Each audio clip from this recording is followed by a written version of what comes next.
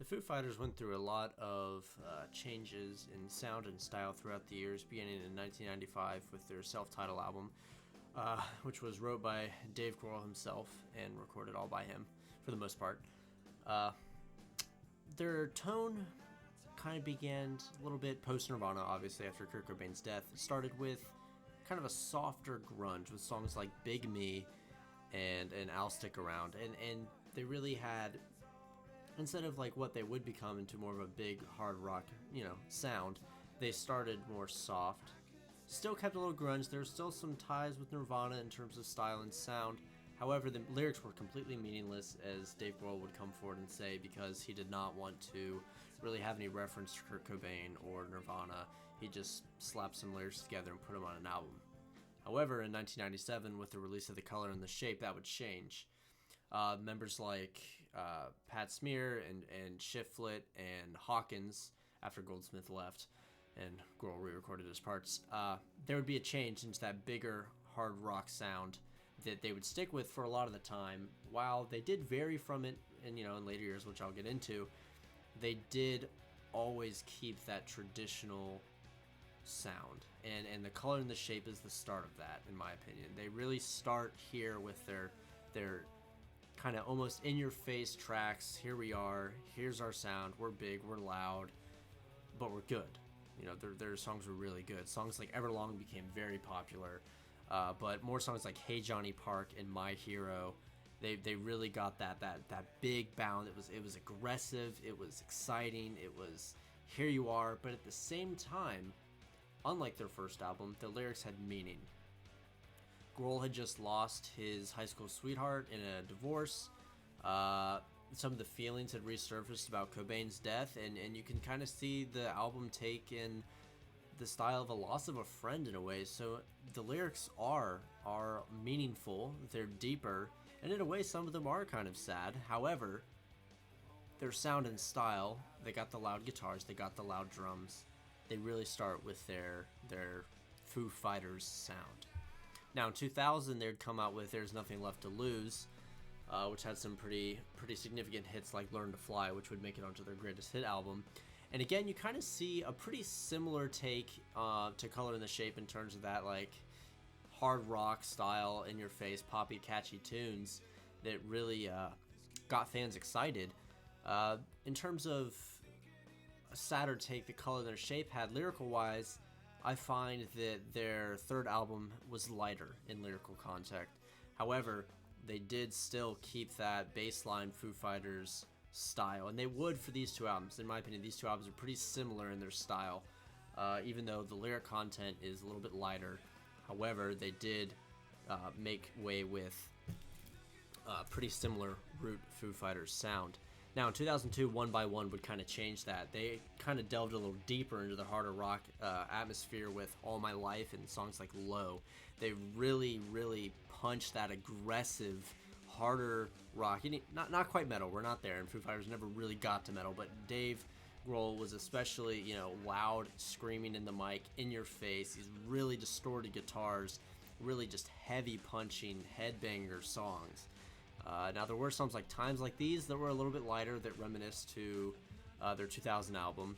However, this album overall really just punched through a wall. I mean, this album was aggressive. It just wanted to break things, it wanted to smash things. And you see how they kind of, if we have a baseline of the Foo Fighters sound, which we'll base on The Color and the Shape, they went deeper into the spectrum of closer to the harder side rather than the lighter side, which we'll see in some of their later albums. Now, come 2005, In Your Honor released, and Grohl wanted to go a different way. To begin with, he wanted to do just a completely acoustic album, but after writing a bunch of the tracks and recording some stuff, he realized this wasn't necessarily all he wanted. He still wanted to have that, as we said, that baseline Foo Fighters sound. He really was able to do that by making a double album, two sides. So, tracks 1 through 10 are more of your traditional Foo Fighters songs on a little bit of a lighter scale. We kind of went back to that baseline and went a little bit above it, kind of towards the lighter take in terms of sound and aggressiveness, like songs with Best of You and In Your Honor. And if you go to the other side with another 10 tracks. So you have songs like Still, all the way through to Razor, Virginia Moon, and they all were acoustic songs, which was a new thing for the Foo Fighters. Grohl wanted something different, and this was a big change for them. They really went on a lighter, they had piano, they had acoustics. Grohl even said he kind of wanted a ballad almost, and he did achieve that, with songs like this and the second set with the acoustic tracks. So that was definitely their, at that moment, biggest change. That was the most abrupt change they had. Now, in my opinion, going to the next album, 2007, Echoes, Silence, Patience, and Grace. This was a whole different ballgame for the Foo Fighters. They really changed things up here. The dynamics in this album were insane. From starting with like songs like Let It Die to lighter, clean sounds that were very relaxed, to building to just extreme screaming, in your face. Dave Grohl's yelling in the mic. Pat Smear's beating his guitar in. Hawkins is just smashing the drums. And you really have that dynamic range that didn't necessarily exist in their other tracks and their other albums. It was all just kind of in your face or a little bit low, but then a little bit of a build. I mean, we went from nothing to all the way to something, especially in a song like Come Alive, which is very acoustic and very beautiful in the start. It's very soft, it's very timid, it's very just, and then we have a smashing guitar lick, and just, it really does take a change.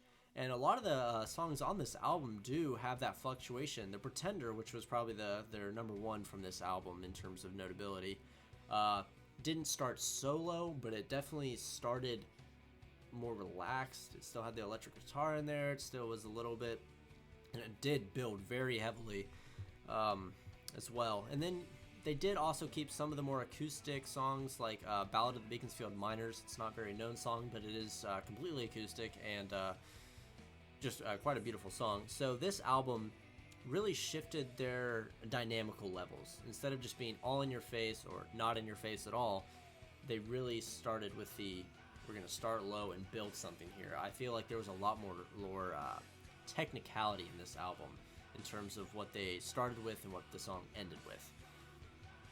Now, from 2007 to 2011, the Foo Fighters didn't release anything. They created a greatest hits album in 2009, but already songs were written, so we're skipping over that. Now, Wasting Light. Wasting Light was very unique because it was analog. It was full analog in Dave Grohl's garage in California. They didn't do it in any big fancy studio and spend a bunch of money with the latest equipment. They instead wanted to get into a garage and just go old school, and they really did. And this album really has that feel. If you listen to it from start to finish, with Bridge Burning to Walk, you really get that atmosphere. Wow, these guys were just in a garage just recording. Butch Vig came in. He was a producer for the album Nevermind by Nirvana, and you really just feel that grungy garage sound in this album. It's pretty rough in a good way. Songs like White Limo taking it more extreme, back to kind of like a low in One by One. But you have songs like Bridge Burning that are just like a nice hard, sturdy rock. And this was a big deal for the Foo Fighters in 2011 to release an album like this, because many bands had a shift in their sound to go more quote-unquote pop, to go with what was playing on the radio, to go with what was popular, kind of almost, not necessarily in a way, but a sellout. Bands like Panic at the Disco, Fall Out Boy, a little bit of My Chemical Romance, even though they ended off about in 2011. You saw a shift from what was punk rock to a very light, poppy, little bit of techno. There was a big shift there. It was a pop revolution, quote-unquote, happened. And unlike a lot of bands who went that way, Foo Fighters stuck with that bass line, that hard rock line. They stuck with it, which is very impressive for the time, because they didn't need to sell it, and they didn't want to sell out. As Grohl said, he wanted to show that he could record an album with analog in a garage and then still sell at Wembley Stadium, which, Foo Fighters were able to do.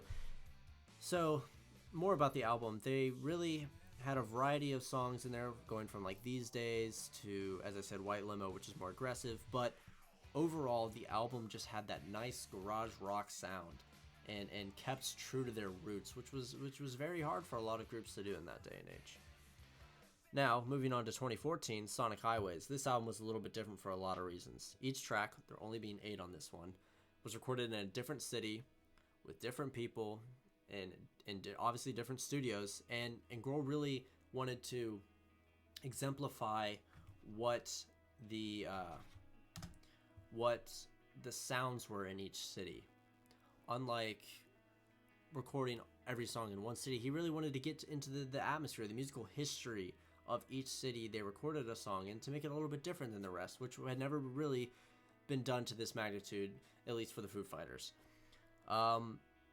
They kind of fluctuated around their bass line here. I Am a River, for instance, was almost an 8-minute long track, and it was pretty different for them. It didn't have that super hard feel until like kind of part way in, and then at the same time it still was like relaxing and just like kind of soft and soothing kind of song. Songs like In the Clear were more of their traditional, rock catchy tunes that they did.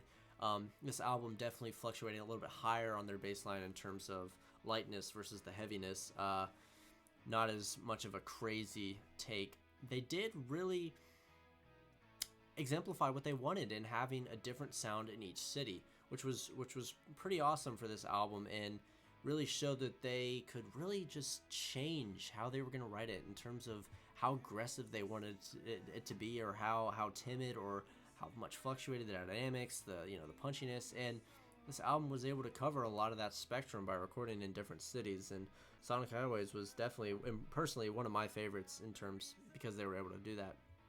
A year later, they released a EP, Saint Cecilia. I'm not going to cover a lot of it because it was just kind of a thank you to the fans. Here you go. It's pretty traditional. Saint Cecilia being the number one track on that album. It was pretty much your typical hard rock. Here's the Foo Fighters. Here we go. So, moving on to Concrete and Gold, which is their most current release in 2007. Now, this album was a big change for them again for a big reason, that being Greg Kurstin. He's a very famous producer. He producing tracks like Hello by Adele. He was different for the Foo Fighters. They'd been working with Butch Vig for a long time, who was more in that atmosphere rather than Kurstin. But Kurstin was a big time producer, and to be honest, the Foo Fighters didn't know, and Dave didn't know if they were going to be able to really make it with him. But Grohl became a good friend of Kurstin, and he offered to record for them, or produce for them. And so, coming together in Sunset Boulevard in Hollywood, they recorded this 11-track album. Now, as Grohl put it, the album was able to go Foo Fighters big to just huge, way bigger, like nothing they'd ever done before, and it is very well represented in this. Kurstin was able to take songs like Run, which, that grungy, that harder guitar, and just make it huge in this smashing monster coming through the wall of a lick and of a line. It really was huge in its drive and its functionality. And another song like Concrete and Gold, the chorus was able to go from just this chord progression that just rang out, was like, okay, this is pretty nice, to angelic in a way. Because another thing that the Foo Fighters did in this, which was really cool, is Dave brought in anybody who was in the studio. He was like, hey, you want to jump on a track? Timberlake was on one of the tracks. He sung backups. Paul McCartney even played drums on Sunday Rain. They had a bunch of just various artists come in and sing on the tracks to make it something more than Foo Fighters. And this album was very much more than Foo Fighters. It totally blew everything they'd done out of the water and just said, hey, we're just going to do something completely different. And they really did. However, they did still, and I know I'm contradicting here a little bit, they did stick with what you'd consider to be the Foo Fighters. If you listen to this, you know it's the Foo Fighters. And they always do that throughout every single album they've created. And that's a good thing for fans who like the Foo Fighters. But this album really did take it out of that box and just try something new, making songs bigger than Foo Fighters. And they were able to do that by bringing in these people and having Greg Kurstin produce for them. So, as I said, Concrete and Gold went from just, a Foo Fighters rock tune to angelic in a way. Run went from just a beating a guitar line to smashing monster. And they were able to successfully produce this bigger than Foo Fighters album. So, from 1995 to 2017, the Foo Fighters kept true to who they are. They never went outside anything super crazy, super wild. This is not the Foo Fighters. I'm listening to this. I don't know who this is. They always stuck with that, which was good for the fans who liked them, and clearly they have a huge following, so it was good for them.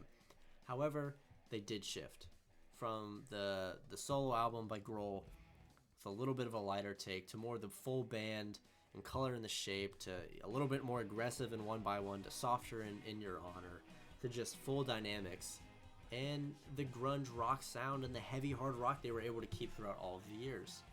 So, if you were to listen to start to finish for all their albums, undoubtedly you would see a change.